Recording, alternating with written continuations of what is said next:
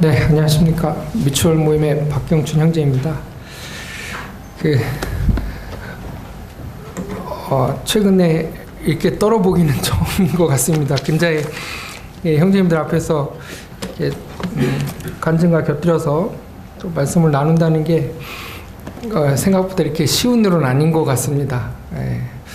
모임에서 이렇게 교제하고 할 때는 그래도 좀 마음의 편안함도 있었던 것 같은데요. 또 형제님들 앞에서 이렇게 그동안 이제 제가 조금 생각했던 부분들을 이렇게 교제하기를 원하는데 굉장히 떨리는 마음이 있습니다.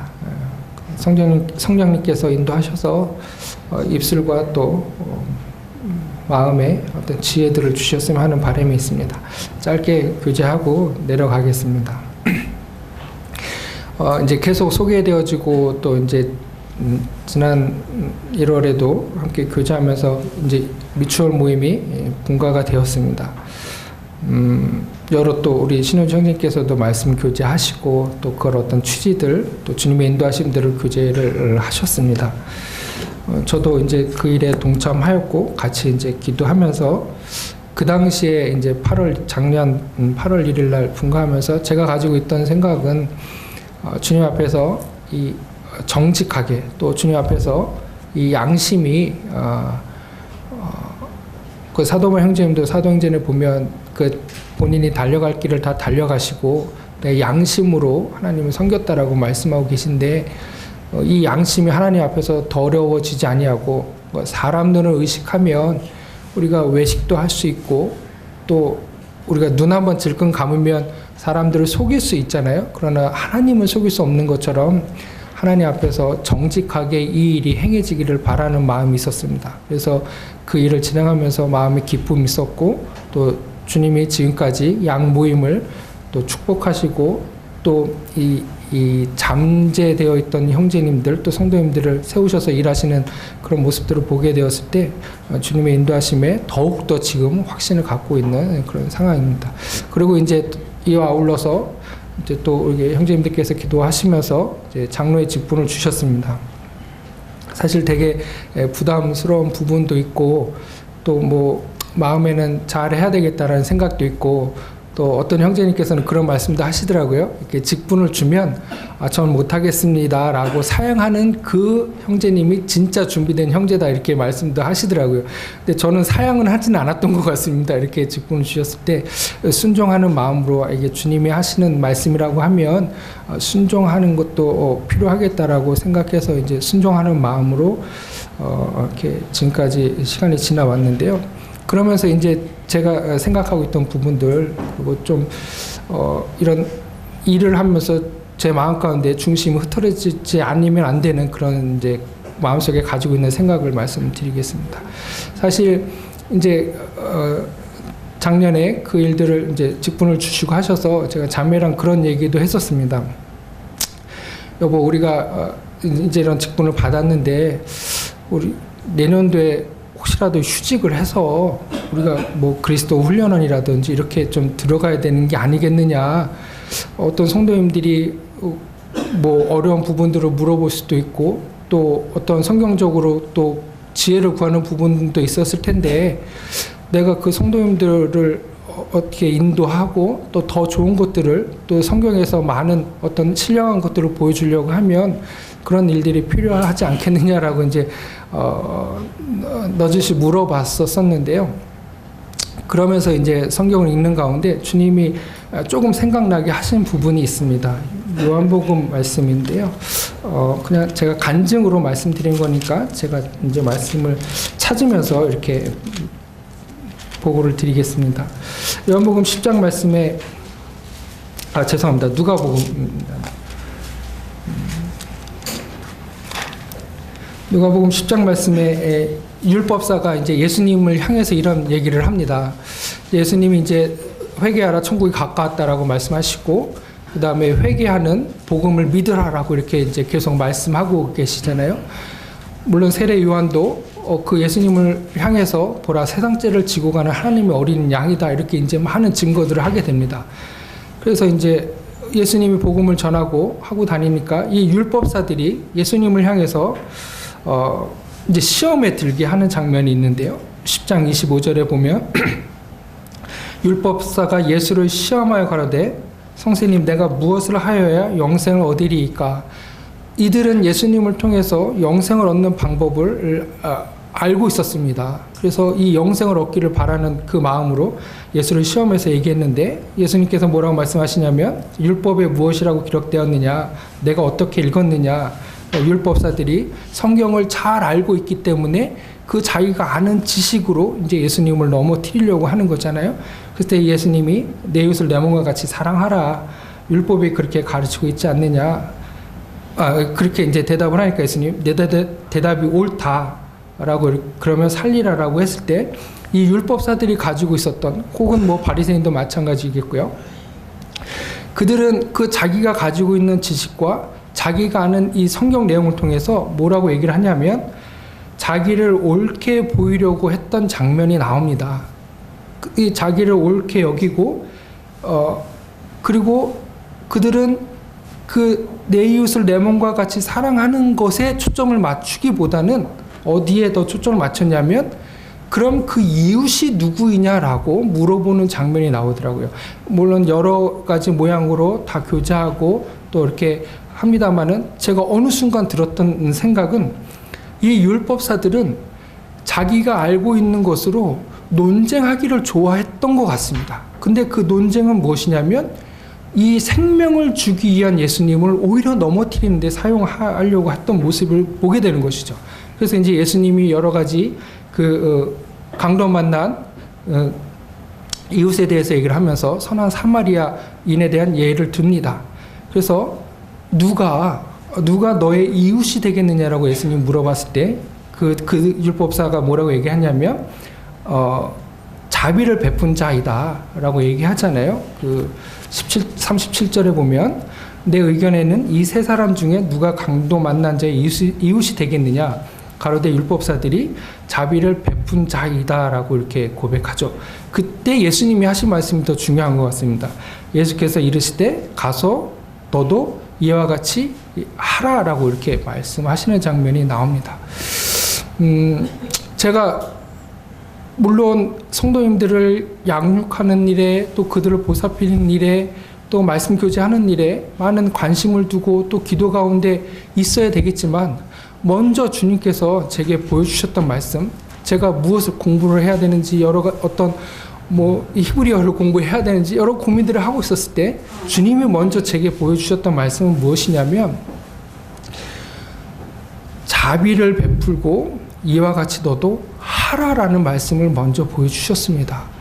이런 일이 우리 가운데 없다고 한다면 이 율법사와 같을 수도 있을 수도 있겠다는 생각을 하게 되었습니다. 자칫 내가 아는 것으로 인해서 오히려 그것을 이웃이 누구인지를 판단하고 분별하는 데 관심을 더 쏟게 되겠구나라는 생각을 하게 되었습니다. 사실 그것이 중요한 것이 아니라 주님께서 말씀하신 것처럼 자비를 베푸는 일과 또 그것을 안다라고 하면 그것을 행하는 데 있어서 더 중요하다라는 생각을 저한테 심어주셨습니다.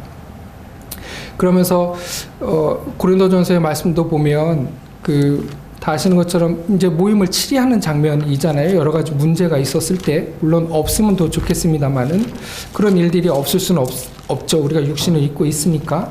그런데 사도 바울 형제님은 이 고린도전서를 기록하시면서 모임을 그들의 문제점, 고린도 모임의 문제점을 먼저 지적할 때 성도님들 다 아신 거지만 이제 어린 형제로서 또 말씀을 드리면 그들은 복음을 전하는 데 있어서 말의 지혜로 했던 부분들이 분명히 있었던 것 같습니다.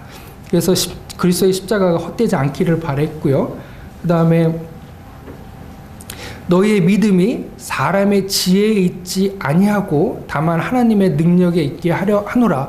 그래서 물론 여러 가지 원인들 중에서 가장 근본적인 원인을 고린도 모임에 어려움이 있었던 근본적인 원인을 찾는다고 한다면 이 믿음이 사람의 지혜에 있을 수도 있겠다라는 생각을 하게 되고요. 또 하나 이 복음이 말의 지혜에 있을 수도 있겠다라는 생각을 하게 되었습니다. 그래서 이 부분을 치리하는 게 필요한 거잖아요. 그래서 복음이 말의 지혜에 있거나 또 믿음이 사람의 지혜에 있을 수 있는데 그 반대의 경우는 어떠한 거냐면 그리스도의 십자가가 헛되지 아니하는 거고 또 그 믿음 가운데 하나님의 능력이 드러나는 것이다라고 이렇게 생각이 되어집니다. 그래서 이런 말씀들과 아까 그 누가복음 말씀들을 이렇게 묵상하면서 제가 처음 가졌던 그 말의 지혜와 또 사람의 지혜 또 혹은 마치 율법사들이 가지고 있었던 혹은 바리새인들이 가지고 있었던 이 진짜 타박한 그런 지혜들을 제가 하나님 앞에 먼저 구하지 않았었던가라는 생각을 하게 되었습니다. 그래서 제 자신이 많이 부끄러웠고요. 그러면 주님께서 원하시는 그 직분을 행할 수 있는 일은 무엇일까? 정말 주님이 받으시고 주님이 영광 받으시는 그리고 주님이 찾으시는 그 양을 먹이는 방법은 무엇일까라는 부분에 대해서 생각하고 기도하게 되었습니다. 이제 그러면서 양에 대한 그 교재는 사실 요한복음에 많이 나오잖아요. 요한복음 말씀을 조금 보겠습니다. 요한복음 10장 보면 요한복음 10장에서 사실 이 말씀을 가지고도 이제 앞선 형제님들을 좀 어렵게 하는 내용도 있을 수 있습니다. 10장 4절에 보면 자기 양을 다 내온 후에 앞서가면 그 목자가 앞서가는 거겠죠. 양들이 그의 음성을 아는 고로 따라오되라고 이렇게 말씀이 기록되어 있는데 이제 양들은 그 목자의 음성을 안다고 되어 있잖아요. 그래서 만약에 양들이 쫓아오지 않으면 이 양들은 목자의 음성을 모르는 거기 때문에 어떤 성도님들은 우리가 먼저 된 형제님을 쫓아가지 못하는 이유는 그 음성을 듣지 못하기 때문이다라고 이렇게 오히려 사용하시는 형제님들도 계시더라고요. 그런 부분이 좀 어려울 수도 있다고 생각이 되어집니다. 그러면 정말 이 양들이 알아듣는 양들이 듣게 되는 목자의 음성은 무엇일까? 아까 제가 처음에 생각했던 그런 말의 지혜도 아니고 그 우리가 사람의 그 말에 있는 지혜에 있는 믿음도 아닐진데 그러면 주님께서 이 양의 비유를 통해서 나는 선한 목자라고 말씀하셨는데 그 양들이 듣는 선한 목자의 그런 모습은 무엇일까라는 부분에 대해서 생각을 하게 되었습니다. 말씀에 그것을 밝히 드러내고 계신데요. 요한복음 10장 15절을 계속 읽어보면 10절부터 보겠습니다. 계속 10절 보면 내가 온 것은 양으로 생명을 얻게 하고 더 풍성히 얻게 하는 것이다. 물론 그건 주님의 선한 목자임을 얘기하고 있지만 우리가 또 그 어떤 직분을 가지고 계신 형제님들의 역할도 이와 동일하다고 생각이 되어집니다. 성도들로 하여금 혹은 구도자들로 하여금 생명을 얻게 하고 또 이 생명을 가지고 있는 양들에게는 더 풍성히 얻게 하는 것이 우리의 일일 것입니다. 그리고 그 음성을 양들에게 들려줘야 되겠죠. 그러면서 15절에 보면 14절 나는 선한 목자라 내가 내 양을 알고 양도 나를 안다라고 되어 있는데 그 원동력이 무엇이냐면 15절에 아버지께서 나를 아시고 내가 아버지를 아는 것 같으니 나는 양을 위하여 목숨을 버리노라 라고 말씀하십니다. 그리고 17절에 보면 아버지께서 나를 사랑하시는 것은 내가 다시 목숨을 얻기 위하여 목숨을 버립니다 라고 이렇게 얘기하고 계십니다. 예수님이 선한 목자라고 말씀하셨는데 이 선한 목자의 이 위치를 먼저 어떻게 설명하고 계시냐면 하나님께서 나를 알고 있고 나도 하나님을 알고 있다. 그러니까 내 관심은 먼저 양에 있는 것이 아니라 먼저 하나님과의 관계가 있는 것을 보게 됩니다. 하나님께서 나를 아셔야 되고 하나님도 나를 아셔야 되는 그런 관계. 근데 그 관계가 온전하게 될 때가 언제이냐면 이 예수님께서 하나님의 뜻을 온전히 행하게 될 때 그것은 무엇이냐면 목숨을 버리는 거잖아요. 예수님의 목숨을 버리시지 않으면 인류에 대한 구원을 이루실 수가 없었습니다. 그래서 이 예수님은 하나님의 뜻을 온전히 잘 알고 계셨었죠. 그래서 이 예수님은 하나님으로부터 알게 되신 거고 하나님도 예수 그리스도를 잘 알게 되는 그런 소통의 관계에 있었던 것 같습니다. 그랬을 때 예수님은 기꺼이 목숨을 버리게 되고 그 목숨을 버리게 될 때 아버지께서 나를 사랑하시게 되는 것을 보게 되는 것입니다. 그리고 그 힘으로 비롯해서 양들이 비로소 그 목숨을 버리게 되는 선한 목자의 음성을 듣게 되는 것이구나라는 것을 알게 되었습니다. 아, 그렇구나. 내가 이 모임 안에서 성도님들 앞에서 무엇인가 말로써 그들을 이기고 지식적으로 그들을 이기고 잘 무엇인가 풀어내는 것이 그 양들이 나의 음성을 듣는 것이 아니라 먼저 내가 하나님과의 교제가 되고 내가 그 하나님의 뜻을 알아서 내 자신이 먼저 죽는 것이구나. 나를 부인하고 십자가를 쫓아가는 이 일이 먼저 내 안에 있어야만 내가 그 사랑을 가지고 양들을 향해서 눈을 갈 수 있는 것이구나라는 그 어떤 일의 순서 혹은 마음가짐들을 이렇게 주님께서 보여주셨습니다. 근데 이 사건을 베드로도 알고 있겠죠. 그래서 요한복음에 보면 21장에도 보면 예수님께서 부활하셔서 베드로를 부르시잖아요. 그 부르시면서 예수님은 아마도 베드로에게 이 자기의 양들을 맡기시고 싶으셨던 것 같습니다. 그런데 그 자기의 양들을 그냥 맡기지 않으시잖아요. 예수님이 물어보십니다. 뭐라고 물어보시냐면 21장 15절에 요한의 아들 시몬아 내가 이 사람들보다 나를 더 사랑하느냐라고 말씀하시잖아요. 예수님은 내 양들을 사랑하냐라고 먼저 물어보지 않으셨더라고요. 예수님은 다른 사람들보다 나를 더 사랑하느냐. 물론 그 전에 내가 배반하지 않겠다라는 그 사건을 염두에 두고 물어보실 수도 있겠지만 지금은 조금 더 관점은 다른 것 같습니다. 지금은 이제 이 주님의 양들을 맡겨야 될 때가 되셨기 때문에 이 베드로의 마음 상태를 알고 싶으셨던 것 같습니다. 그래서 내가 나를 사랑하느냐라고 물어봤을 때 이 베드로는 대답을 되게 멋있게 한 것 같습니다. 15절에 보면 내가 주를 사랑하는 줄 주께서 아시지 않습니까? 라고 물어보잖아요. 내가 사랑합니다라고 고백하지 않고 주님이 저를 아시지 않습니까? 라고 어떻게 보면 제가 생각할 땐 되게 멋있는 대답인 것 같습니다. 왜냐하면 나의 대답이 내 의지로 먼저 내 의지를 드러내는 것이 아니라 내가 주님과의 관계가 잘 소통되고 있는지 그것을 점검하고 하나님으로부터 주님으로부터 먼저 옳다 인정함을 받고 싶은 그런 마음의 표현이 아니었는가 생각이 듭니다. 그 고백을 받았을 때 예수님께서 말씀하시잖아요. 내 양을 먹이라 혹은 내 양을 치라라고 이렇게 말씀하시는 장면을 보게 됩니다. 그것도 3번씩이나 한 번도 아니고 3번씩이나 하게 됩니다. 근데 이제 3번째 대답은 조금 다르죠. 3번째 대답은 물론 뭐 사랑하느냐고 했을 때 뭐 필레오 아가페 이렇게도 이렇게 교제하시는 형제님들도 많이 계셨습니다. 근데 요거는 내가 사랑한다라는 그 고백의 관점에서 보는 게 아니라 주님의 관점에서 좀 보고 싶은데요. 17절에 보면 3번째 내가 나를 사랑하느냐 하심으로 베드로가 그때는 조금 근심을 하죠. 근심하여 가로되 주여 모든 것을 아시오매 내가 주를 사랑하는 줄을 주께서 아십니다.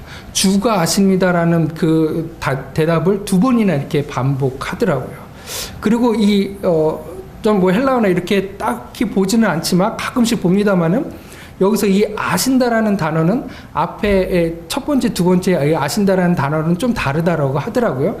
3번째 이 아신다라는 표현은 첫 번째, 두 번째 지식적으로 아는 그 알미 아니라 이 3번째 이 주님이 아시지 않습니까? 라고 했던 이 베드로의 이 단어는 주님, 제가 체험적으로 또 경험적으로 그렇게 살아온 인생인 것을 주님이 아시지 않습니까? 라고 이렇게 고백하는 장면이 나오는 것을 보게 됩니다. 그래서 우리가 주님을 사랑한다라고 하는 이 고백은 내가 어떤 아는 것으로 또 내가 이 머리로 고백하는 것이 아니라 경험적으로 내가 이 육신으로 살아낸 것, 내가 이 주님의 명령하신 대신 욕하지 않으셨던 너희 안에 이 마음을 품으라 곧 그리스도 예수의 마음이니 그 마음을 가졌던 베드로의 고백을 주님이 기뻐 받으시지 않았나 생각이 듭니다.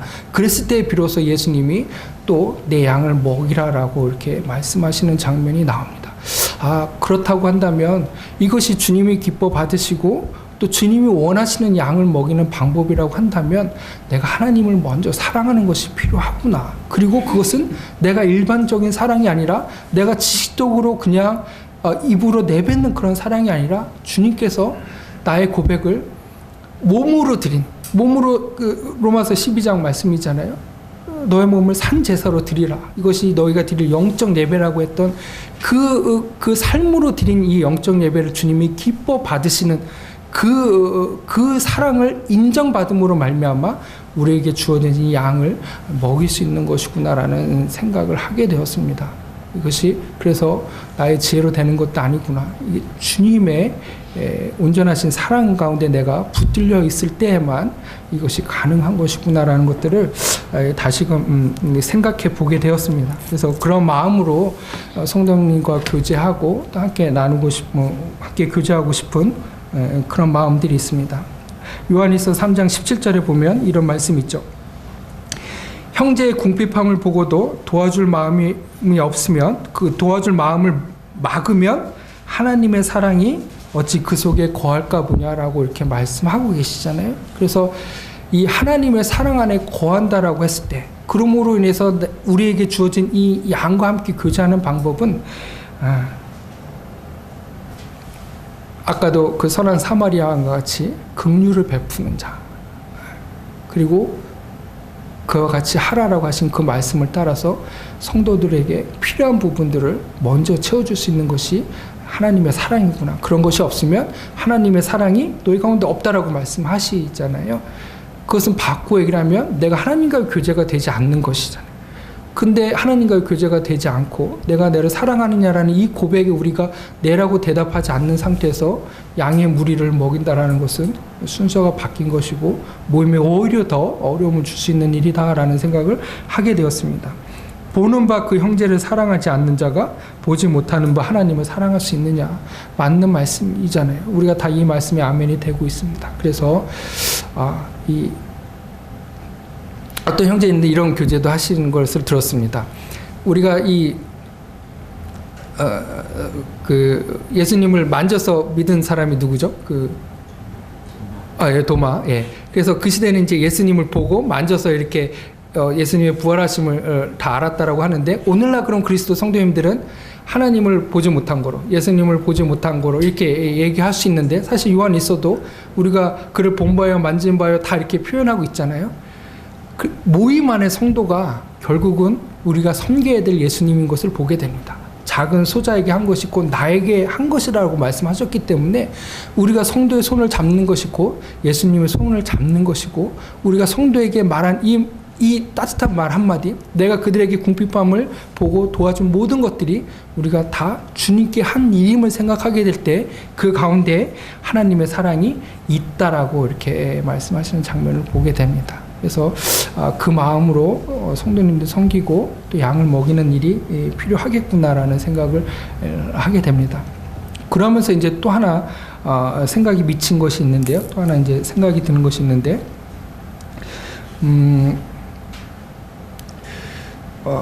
주님의 마음을 좀 더 알기를 원했습니다. 너희 안에 이 마음을 품으라. 물론 이 종의 신분까지 낮아진 마음인데요.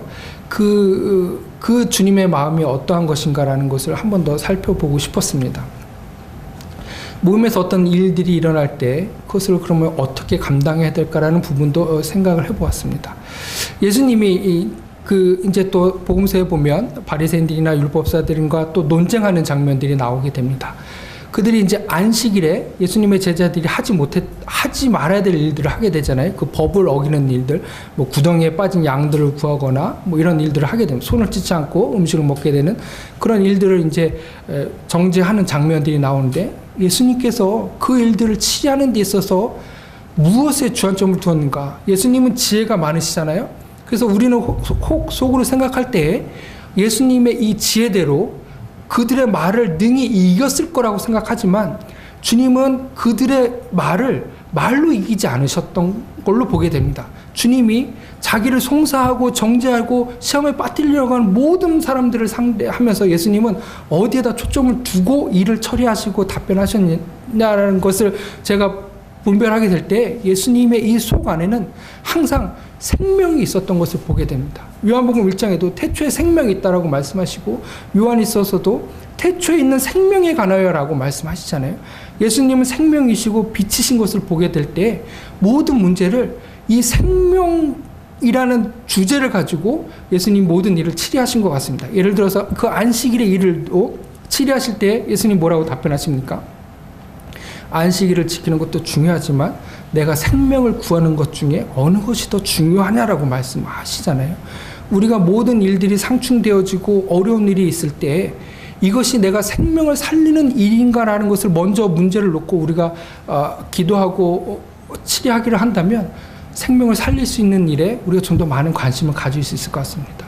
성도의 죄나 어떤 어려운 분들이 일이 일어날 때 이것이 정말 성도를 살리는 일인가, 이것이 정말 성도로 하여금 다시 살아나게 할 수 있는 일인가라는 것을 우리가 관심을 갖고 문제를 바라본다고 한다면 우리가 다 사랑으로 그것을 해결할 수 있다고 생각이 되십니다. 나의 어떤 자존심, 나의 생각들을 주님, 생명 되신 주님 앞에 다 내려놓을 수 있다고 생각이 되어집니다. 안식일, 율법도 지켜야 되고 주님이 하신 일, 해야 될 많은 일들이 있고 지켜야 될 일들이 있지만 그것보다도 더 중요한 것이 있는데 그것이 성도를 살리는 일인가, 이 일을 통해서 내가 성도에게 생명을 줄 수 있는 일인가라는, 그리고 더 주님의 은혜를 풍성히 누릴 수 있는가, 그것이 목자의 역할이라고 아까 우리가 누가복음에서도 봤는데, 요한복음에서도. 그래서 그 일들을 관심 갖고 기도한다고 한다면 주님께서 더 지혜를 주시고 생명을 살리는 일들로 일을 처리하실 수 있게 도와주실 거라는 생각을 하게 되었습니다. 솔로몬의 지혜도 마찬가지잖아요. 하나님으로부터 지혜를 구했던 솔로몬도 그 일을 처리한 것을 보면 그 아기를 통해서 두 여인이 나오는 장면이 있잖아요. 그래서 막 서로 자기 아기라고 우기니까 솔로몬이 뭐라고 얘기합니까? 반을 가르라고 하잖아요. 그랬을 때 진짜 엄마가 가짜 엄마에게 아기를 양보합니다. 왜 그랬냐면 생명을 죽여서는 안 되기 때문에. 그래서 솔로몬도 그것을 알았기 때문에, 생명이 중요한 것을 알았기 때문에 생명을 가지고 그 어려운 문제들을 풀어나갔던 것을 보게 됩니다. 그래서 이 모임을 바라보는 이 시선도 제 안에 가지고 있어야 되는 이 주님의 마음도 생명이구나라는 생각을 다시금 해보게 됩니다. 다윗도 마찬가지잖아요. 다윗도 그 사울을 죽이지 않았습니다. 왜냐하면 하나님의 기름 부은 자임을 알았기 때문에 함부로 해하지 않게 되는 것을 보게 됩니다. 그리고 주님께서는 그 다윗의 마음을 높이 보시고 사도행전의 13장인가요? 내 뜻에 합한 자다라고 말씀하시잖아요. 물론 다윗이 여러 가지 걸 통해서 하나님께 마음에 합한 자 있을 수도 있겠습니다만은 아무튼 이 다윗은 생명을 되게 소중하게 여겼습니다. 사울을 함부로 해하지 않았죠. 그래서 아마도 하나님은 그 마음을 내 마음에 합한 자다라고 말씀하신 것 같습니다. 우리가 모든 일을 하는 데 있어서, 양을 먹이는 데 있어서 이 하나님과의 마음이 먼저 합하는 것이 필요한데, 그 하나님께 마음이 합하는 자는 바로 생명을 귀히 여기는 것이다 라고 이렇게 생각하고 생명을 살리는 일에 이렇게 좀 더 마음을 두어야 되겠다라는 이런 생각들을 해보게 되었습니다.